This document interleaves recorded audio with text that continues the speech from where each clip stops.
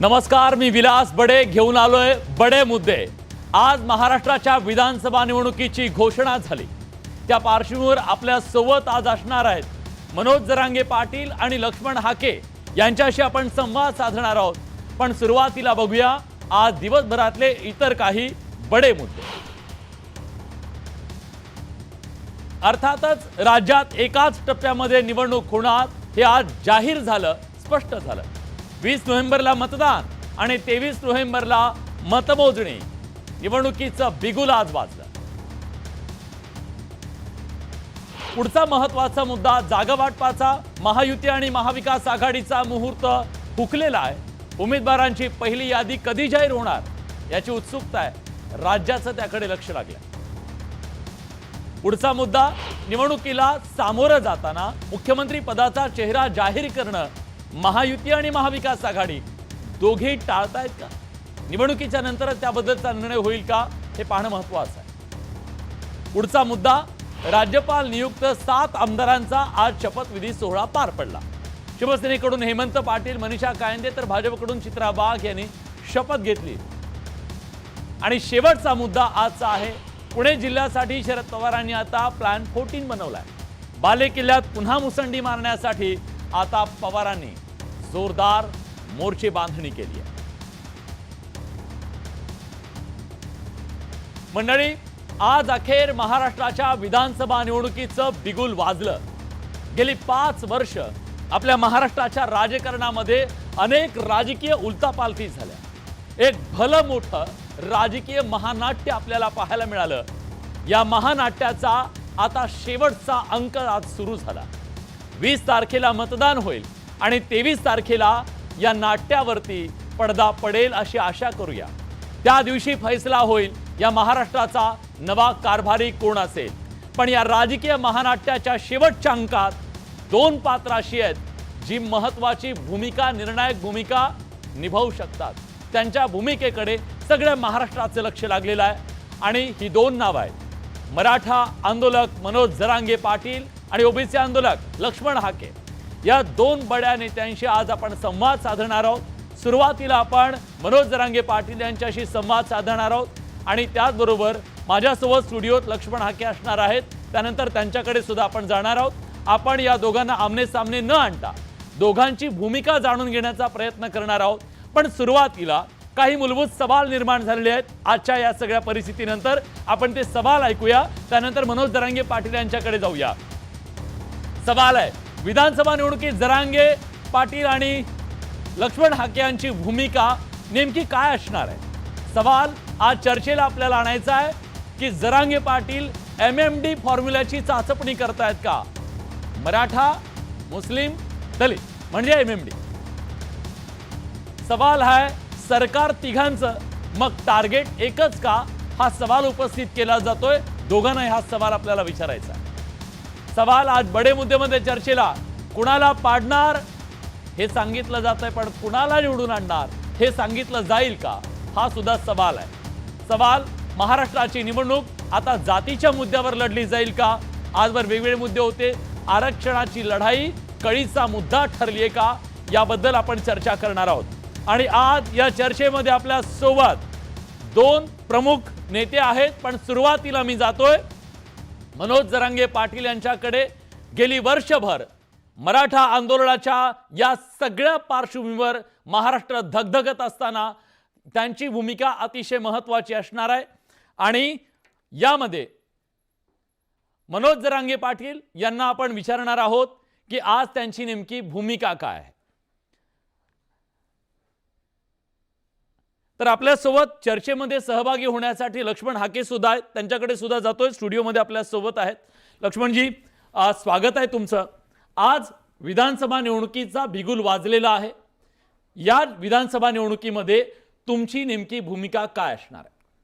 खरं तर 2024च्या विधानसभा निवडणुकीमध्ये या महाराष्ट्रामध्ये ओबीसींची आणि ओबीसी अंतर्गत येणाऱ्या विजयंती म्हणजे भटक्या विमुक्त जाती जमातीच्या आरक्षणाच्या बाबतीमध्ये ज्या ज्या आमदारांनी आपली भूमिका ठोस अशी भूमिका घेतली नाही, मग ती कायद्याच्या सभागृहामधली म्हणजे विधानसभेतली असो किंवा रस्त्यावरती ओबीसी बांधव आंदोलन करत असताना त्यांना पाठिंबा देणं असो किंवा त्यांच्या मागण्या काय आहेत, त्यांचं म्हणणं काय आहे, या गोष्टींवरती ज्या ज्या आमदारांनी ठाम भूमिका घेतली नाही त्या त्या आमदारांना आमचे ओबीसी बांधव गावोगावी वाड्या वस्त्यावरती त्याचं ऑडिट विचारतील, प्रश्न विचारतील. वेगवेगळ्या पक्षांच्या प्रमुखांनी ओबीसी आंदोलनाबाबत आणि ओबीसींच्या या संविधानिक अधिकाराच्या बाबतीमध्ये जी भूमिका घेतली नाही त्याचा जाब या महाराष्ट्रामधले ओबीसी बांधव येत्या निवडणुकीमध्ये निश्चित विचारतील. याचा अर्थ बाकीचे सगळे मुद्दे बाजूला होऊन जातीय पातळीवर ही निवडणूक लढवली जाईल का? हे बघा, आजपर्यंत या पुरोगामी अशा महाराष्ट्रामध्ये पक्षीय पातळीवरती निवडणुका लढल्या जायच्या. या महाराष्ट्रामधली आंदोलनं जात अस्मिते व्यतिरिक्त वेगवेगळ्या या 12-13 करोड जनतेच्या जीवनमरणाच्या प्रश्नावरती निवडणुका लढवल्या जायच्या. पण महाविकास आघाडी असेल किंवा महायुती असेल, लोकसभेच्या निवडणुकीमध्ये कमालीचा जातीयवाद आणि ओबीसीचं नेतृत्व संपवणं, ओबीसीच्या नेतृत्वाला पराभूत करणं, ओबीसीच्या नेत्यांना शिवराळ भाषेमध्ये टार्गेट करणं, त्यांच्या प्रॉपर्ट्या टार्गेट करणं, त्यांच्या आरक्षणाला टार्गेट करणं, अशी जातीयवादी भूमिका या महाराष्ट्रानं पाहिली. आणि मग लोकसभेला जर तसं घडलं असेल तर येऊ घातलेल्या विधानसभेच्या निवडणुकीमध्ये अशा पद्धतीच्या परिस्थितीला सामोरं जायला लागू शकतं. आणि जर पक्ष आणि इथल्या चळवळी जर फेल झाल्या असतील आणि ओबीसीची, सामाजिक न्यायाची, मागासवर्गीयांची भूमिका घेण्यामध्ये जर ते ठाम भूमिका घेणार नसतील तर मला वाटतंय तुम्ही म्हणताय त्या प्रश्नाला सामोरं जावं लागेल. पण तुमची भूमिका स्पष्ट दिसत नाहीये. मी अशा अनुषंगाने म्हणतोय की ओबीसींना तुम्ही नेमकं काय सांगणार आहेत, कुणाला मतदान करावं त्यांनी? हे बघा, ओबीसी पहिल्यांदा ओबीसीला मतदान करतील, ओबीसी एसटी एसटीला मतदान करतील. आणि जे पक्ष आणि जे उमेदवार आणि जे नेते ठामपणे ओबीसीच्या या आरक्षणाबद्दल आपल्या जाहीरनाम्यामध्ये लेखी आश्वासन देतील त्या माणसांच्या बाबतीमध्ये आम्ही निश्चित ओबीसींना मतदान करण्याचं अपील करू या महाराष्ट्रातल्या. पण जर 2 ओबीसी समोर असतील तर? 2 ओबीसी समोर असतील तर त्यांचं आजपर्यंतचं ऑडिट लक्षात घेतलं जाईल आणि इथून पुढच्या कालावधीमध्ये ते कशा पद्धतीचं वागणार आहेत, कशा पद्धतीनं ओबीसीच्या प्रश्नावरती आपली भूमिका घेणार आहेत, या प्रश्नावरती आम्ही त्यांना निश्चित सपोर्ट करू. पण आरोप तर असा केला जातोय की लक्ष्मण हाके यांना तर भाजपनं उभं केलंय. या आरोपात तथ्य आहे का? हे बघा, या तमाम महाराष्ट्रामधल्या सगळ्या जनतेला, 12-13 करोड जनतेला माझी विनंती आहे की लक्ष्मण हाकेला पहिल्यांदा, लक्ष्मण हाके हे शिवसेना उद्धव ठाकरे साहेब गटाचे प्रवक्ते आहेत हा आरोप झाला. दुसऱ्यांदा ते वडेट्टीवार साहेबांचे समर्थक आहेत असा आरोप झाला. तिसऱ्यांदा ते छगनराव भुजबळांचे समर्थक आहेत असा आरोप झाला. आणि आत्ता भाजपचे समर्थक आहेत असा आरोप होतोय. मला वाटतं हे चारीच्या चारी नेते वेगवेगळ्या पक्षातले आहेत आणि एवढ्या सगळ्या अपोजिट भूमिका घेणाऱ्या या 4 पक्षाचे जर लक्ष्मण हाके समर्थक असतील तर त्याला त्या गोष्टीला मला त्या गोष्टीचा अभिमान वाटतो की 4 वेगवेगळ्या पक्षाचा समर्थक म्हणून लक्ष्मण हाकेच्या नावावरती किंवा लक्ष्मण हाकेला समजलं जाणार असेल तर मी आहे या चारी नेत्यांचा मी समर्थक आहे किंवा वेगवेगळ्या पक्षांचा समर्थक आहे. पण मी पहिल्यांदा समर्थक आहे या महाराष्ट्रामधल्या ओबीसींची, भटक्या विमुक्तांची, सामाजिक न्यायाची भूमिका जे पक्ष घेणार नाहीत, जे आमदार घेणार नाहीत त्या माणसांना आपला विरोध असेल आणि त्या मतदारसंघामध्ये जाऊन आम्ही आमच्या ओबीसींना आम्ही अपील करू. ओबीसींच्या समोर तुम्ही पेच निर्माण करत नाहीयेत, त्यांना कन्फ्यूज करत नाहीयेत. आता ही निवडणूक 2 पातळीवरती होते. साधारणपणे आपण बघितलं महाविकास आघाडी किंवा महायुती असेच पर्याय. तुम्ही त्यांना पर्याय का देत नाहीये? मग पर्याय देण्यापेक्षा महाविकास आघाडीचा जर तुम्ही प्रश्न माझ्यासमोर उपस्थित केला किंवा महायुतीचा जर प्रश्न उपस्थित केला तर या पक्षांनी आतापर्यंत फक्त एकच भूमिका घेतलेली आहे की ओबीसी आरक्षणाला धक्का न लावता बाकीचं एक्झर्शन व्हावं. मग जरांगे पाटील जर एका बाजूला म्हणत असतील की आम्ही लाखो कुणब्यांच्या नोंदी करून घेतलेल्या आहेत, मग एक तर जरांगे खोटं बोलतायत किंवा महाराष्ट्राचे मंत्रिमंडळ खोटं बोलतंय. नक्की या दोघांपैकी खोटं कोण बोलतंय हे या माझ्या 12-13 करोड जनतेच्या महाराष्ट्राला या प्रश्नाचं आश्वासक उत्तर हवंय. जर जरांगे खरं बोलत असतील तर ओबीसीचं आरक्षण संपलेलं आहे आणि जर मुख्यमंत्री खरं बोलत असतील तर मग तुमची भूमिका काय?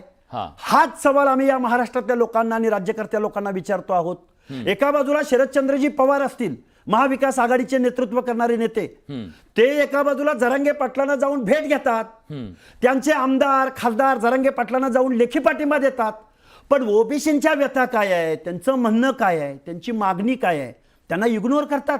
मग या महाराष्ट्रामधल्या सगळ्या आमदारांना माझं सांगणं आहे की आमदारकीचा, तुमच्या आमदारकीचा मार्ग, रस्ता हा आमच्या ओबीसींच्या, भटक्या विमुक्तांच्या वाड्यावरून, वस्त्यावरून, तांड्यावरून, पाड्यावरून, आमच्या सुताराच्या गल्लीमधून, आमच्या परीट समाजाच्या, आमच्या धोब्याच्या, आमच्या बारा आलुतेदारांच्या गल्ल्यामधून तुमच्या आमदारकीचा मार्ग जातो.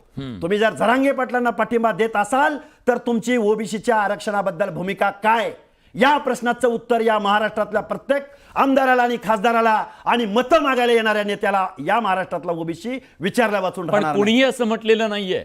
मनोज जरांगे पाटील यांना कोणी सुद्धा हा शब्द दिलेला नाहीये, ना सत्ताधारी ना विरोधक, की ओबीसीमधून तुम्हाला आरक्षण दिलं जाईल. कुणी म्हणत नाहीये. मग तुम्हाला भीती कसली? आम्हाला भीती या गोष्टीची आहे की जालन्याचा खासदार काळे असो किंवा छत्रपती संभाजीनगरचा खासदार भुमरे असो किंवा अनेक आमदार आहेत, माझ्याकडे त्यांची लिस्ट आहे, की त्या माणसांनी जाऊन त्यांना तिथं पाठिंबा दिला, लेखी पत्र दिली. मराठवाड्यातल्या 6च्या 6 खासदारांनी निवडणूक झाल्यानंतर जरांगे पाटलांना ज्या ज्या लोकांनी पाठिंबा दिला त्यांनी ओबीसीची भूमिका जाहीर करावी, अन्यथा ओबीसीच्या वाड्यावरती, वस्त्यावरती तुम्हाला मतदान मागायचा नैतिक अधिकार राहिलेला नाही. इन्क्लुडिंग शरद पवार, रोहित पवार, इन्क्लुडिंग राजेश टोपे, मी ज्या ज्या माणसांची नावं घेतलेली आहेत, इन्क्लुडिंग भाजपचे अभिमन्यू पवार, ज्या देवेंद्र फडणवीसांचा लाडका माणूस म्हणून ज्या अभिमन्यू पवारांकडे पाहिलं जातं, ते अभिमन्यू पवार एका बाजूला देवेंद्र फडणवीस साहेब सांगतात की आम्ही लाखो मराठा तरुणांना उद्योजक म्हणून उभं केलं, आणि त्याच लोकांकडून जर देवेंद्र फडणवीस टार्गेट होत असतील तर अभिमन्यू पवारची भूमिका काय?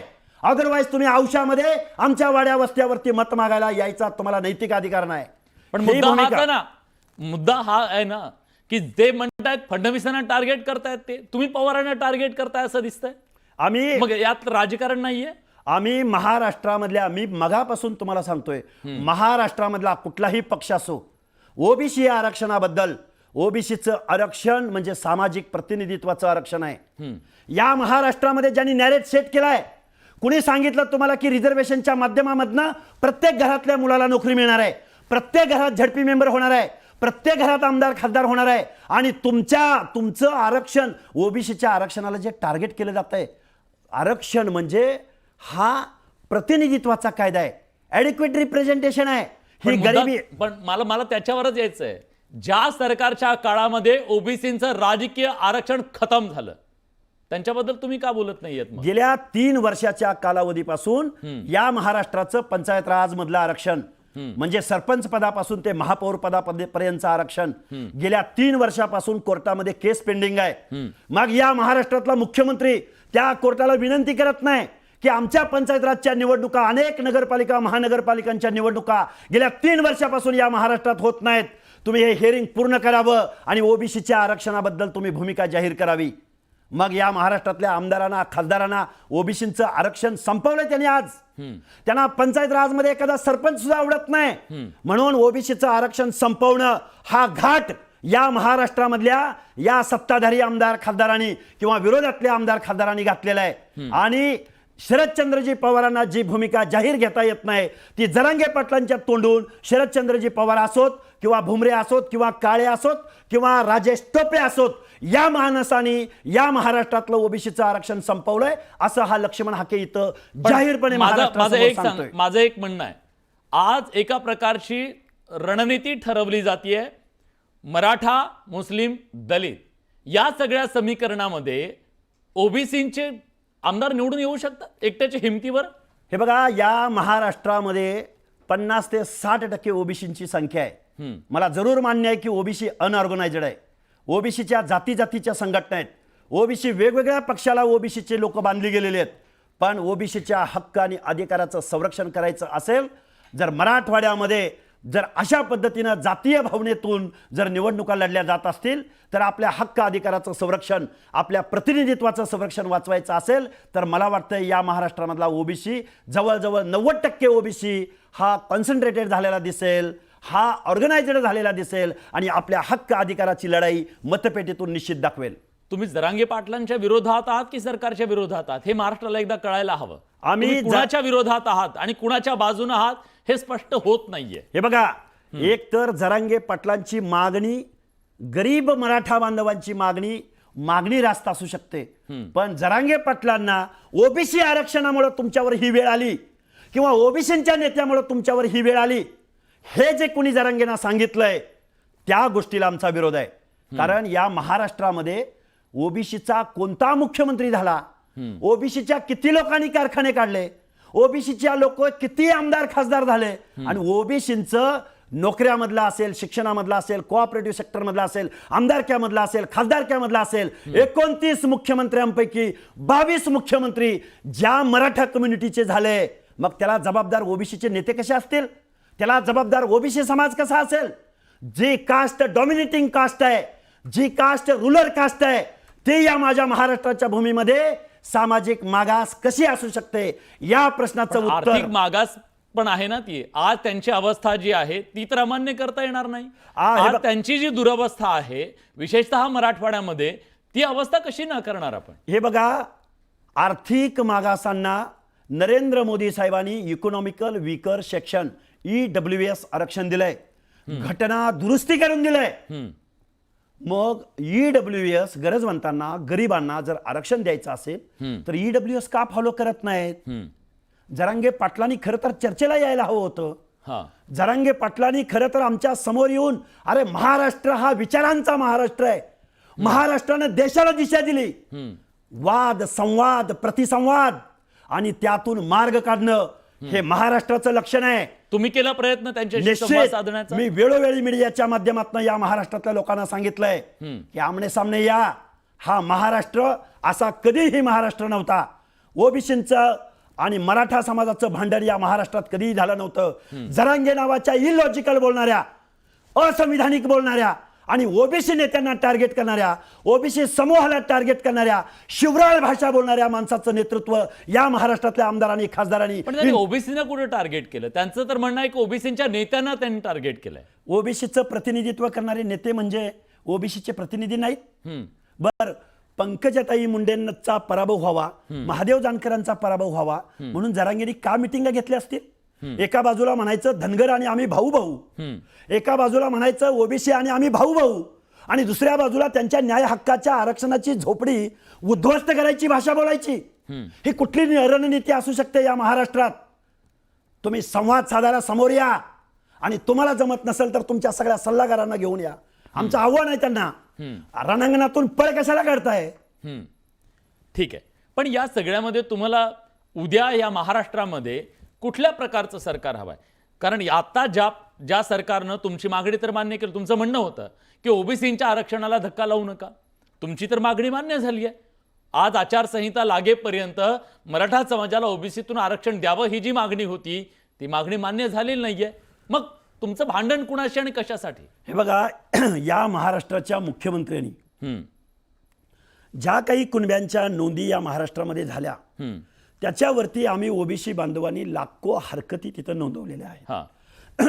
आणि या लाखो हरकतींवरती तुम्ही काय ऍक्शन टेकन रिपोर्ट तयार केला आहे याचं उत्तर मी ज्यावेळी उपोषण केलं, माझा बांधव नवनाथ आबा वाघमारे यांनी उपोषण केलं, त्यावेळी आम्हाला त्यांनी ऍक्शन टेकन रिपोर्ट तुम्हाला आम्ही देऊ असं आश्वासन दिलेलं होतं. पण ते आश्वासन आम्हाला महाराष्ट्राच्या मुख्यमंत्र्यांनी दिलेलं नाही. या प्रश्नावरती आमचं ऑब्जेक्शन आहे. मला थोडंसं इथं प्रेक्षकांच्या लक्षात आणून द्यायचं आहे.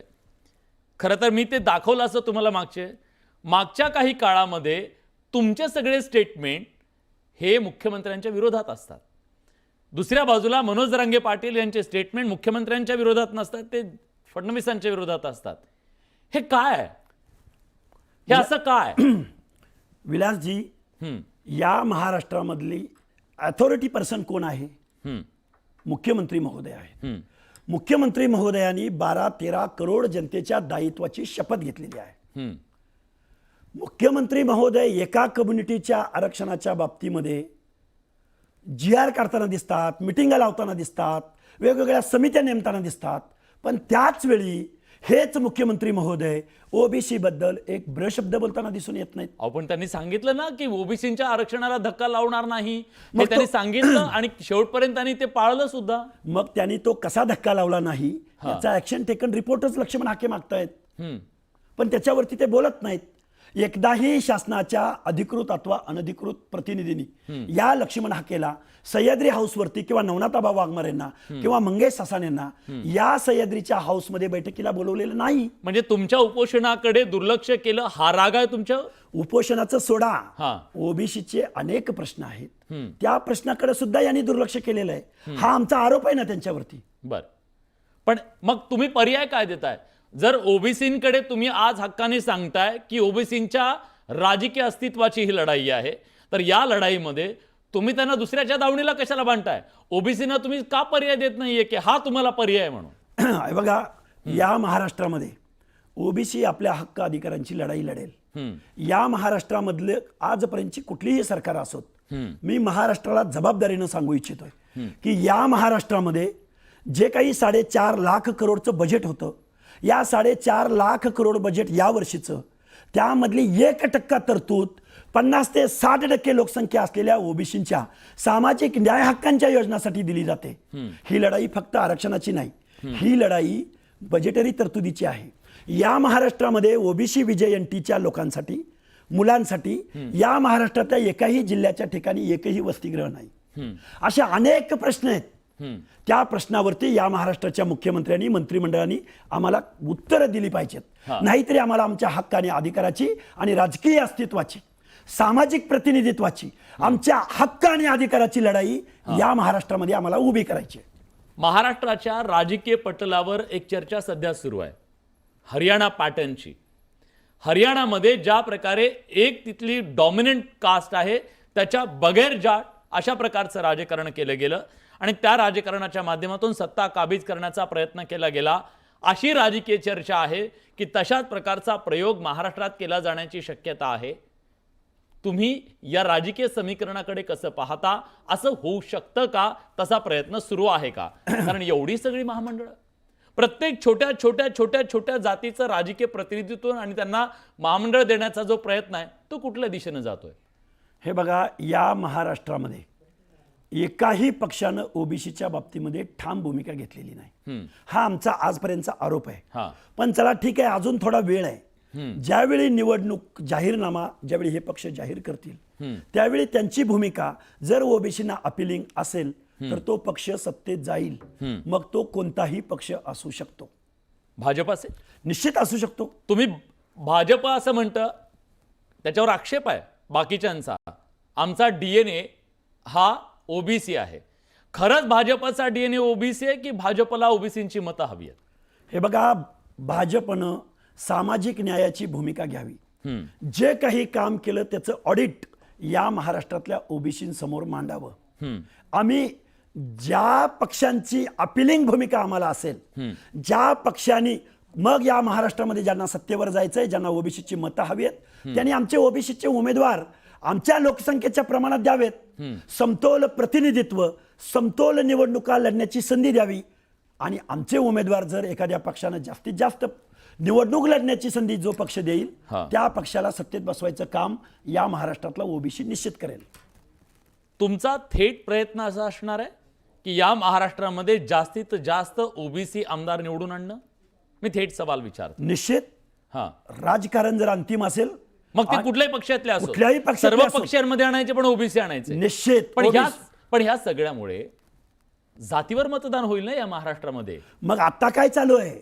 ज्या जातीला या महाराष्ट्रामधल्या ओबीसीनी आमदार केलं, खासदार केलं, कारखानदार केलं, वतनदार केलं, या महाराष्ट्रातल्या मुख्यमंत्री पदाची संधी दिली, त्याच पृथ्वीराज बाबा चव्हाणांनी, त्याच अशोकराव चव्हाणांनी, त्याच एकनाथराव शिंदेनी, त्याच शरदचंद्रजी पवारांनी जरांग्यांच्या आंदोलनाला जाऊन भेट द्यावी आणि शोषित, वंचित, सामाजिक न्यायाच्या प्रतीक्षेत असलेल्या ओबीसीच्या आंदोलनाकडे पाठ फिरवावे. हे ह्या पुरोगामी नेत्यांना हे शोभून दिसतं. या प्रश्नाची उत्तर आम्हाला हवी आहेत. पण एक गोष्ट होती ना, ती परिस्थिती जेव्हा निर्माण झाली होती तेव्हा तिथं पोलिसांनी लाठीचार्ज केलेला होता. त्यानंतर जी सगळी परिस्थिती निर्माण झाली त्या परिस्थितीत ते तिथे गेलेले होते. त्यांचं चुकलं काय? ते जर लोकप्रतिनिधी आहेत तर त्यांनी त्यांची भूमिका निभावली. आपलं पृथ्वीराज बाबा चव्हाणांची भेट कधी आहे बघा, आंदोलन कधी झालं आणि पृथ्वीराज बाबा चव्हाणांचं टायमिंग बघा निवडणुका डोळ्यासमोर ठेवून. काय माहितीये, पृथ्वीराज बाबा चव्हाणांना मी खूप छोटा कार्यकर्ता आहे, पण या महाराष्ट्रातल्या पृथ्वीराज बाबा चव्हाण दरबारी राजकारण करतात. एका बाजूला राहुल गांधी ओबीसीची भूमिका घेतात, एका बाजूला कास्ट वाईज सेन्सस करण्याची भूमिका जाहीर करतात, आणि त्याच काँग्रेस पक्षाचे पृथ्वीराज बाबा चव्हाण असोत की थोरात असोत या महाराष्ट्रामध्ये जरांगे पाटलांना जाऊन सपोर्ट करतात. काय आहे पृथ्वीराज बाबा चव्हाणांची ओबीसीच्या आरक्षणाबाबतची भूमिका जाहीर करावी त्यांनी. एक मुद्दा तुम्ही आता म्हणालात, पहिल्या प्रश्नाच्या वेळेस असं म्हणालात की मनोज जरांगे पाटील यांच्या संदर्भात तुम्ही बोलताना असं म्हणताय की मराठा लोकांना तुम्ही निवडून दिलं, बरोबर, ओबीसीनी निवडून दिलं. व्हाईस वर्सा पण आहे ना, ओबीसींना सुद्धा, ओबीसी जे काही आमदार लोकप्रतिनिधी आहेत त्यांना सुद्धा मराठा समाजाने मतदान केलेलं आहे. असं नाही. या महाराष्ट्रामध्ये ओबीसीच्या किती प्रतिनिधित्व आहे, ओबीसीची लोकसंख्या किती आहे, आणि ओबीसीच्या नेत्यांना टार्गेट करून पराभूत करण्याचं काम या पुरोगामी महाराष्ट्रामध्ये होतोय. हे मी तुम्हाला उदाहरणानिशी सगळ्या नेत्यांचं दाखवून देतो.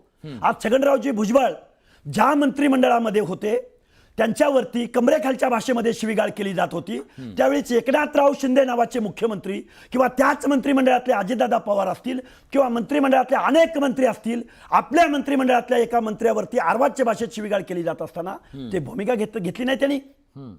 कुठेही आपल्या मंत्रिमंडळातल्या मंत्र्याचा डिफेन्स केला नाही त्यांनी.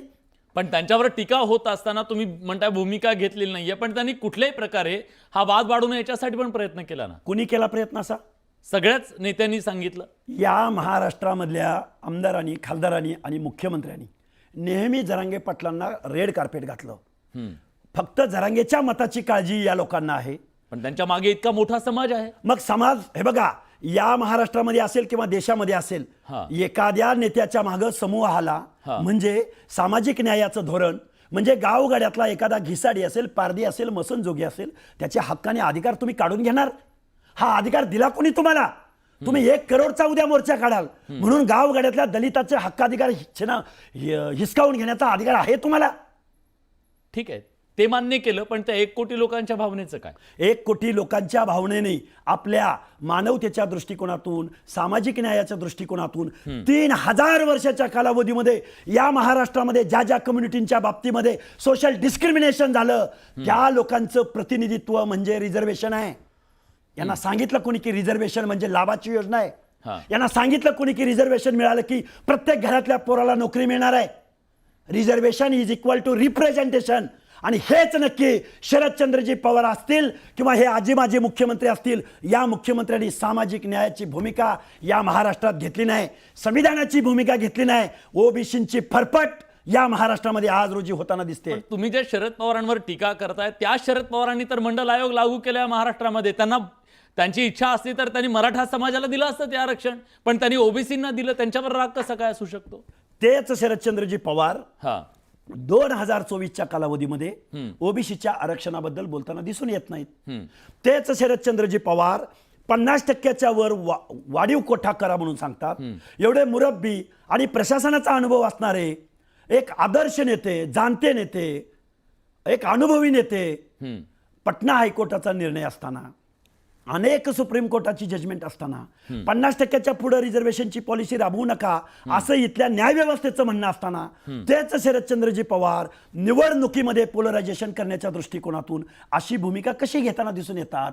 मंडल आयोग पहिल्यांदा इम्प्लिमेंट करणारे शरदचंद्रजी पवार, कधी काळी लक्ष्मण माने, नादो महानोरांना बरोबर घेणारे शरदचंद्रजी पवार, इकडं मात्र पंकजाताई मुंडेंचा पराभव करा, महादेव जानकरांचा पराभव करा किंवा जरांगे पाटलांना सपोर्ट करा. त्यांचेच राजकीय वारस रोहितदादा पवार, त्यांची वॉर रूम या जरांगे पाटलांचं आंदोलनाचं नेतृत्व करताना या महाराष्ट्रानं पाहिलेली आहे. या प्रश्नाची उत्तर शरदचंद्रजी पवारांनी पुढे येऊन द्यावीत. हा महाराष्ट्र विचारतोय शरदचंद्रजी पवारांना, बारामती लोकसभा मतदारसंघात आम्ही तुम्हाला मतदान केलं नाही का? माढा लोकसभा मतदारसंघामध्ये 12 ते 13 लाख ओबीसी राहतो, पर्टिक्युलरली धनगर समाज 6 लाख राहतो. याच शरदचंद्रजी पवारांच्या प्रत्येक मतदारसंघामध्ये धनगर समाज बेस वोटर असताना या धनगराचा एकही खासदार या देशाच्या संसदेत निवडून गेला नाही, आणि महाराष्ट्राच्या विधानसभेमध्ये एकमेव आमदार. मग त्याला तर सगळे जबाबदार आहेत ना.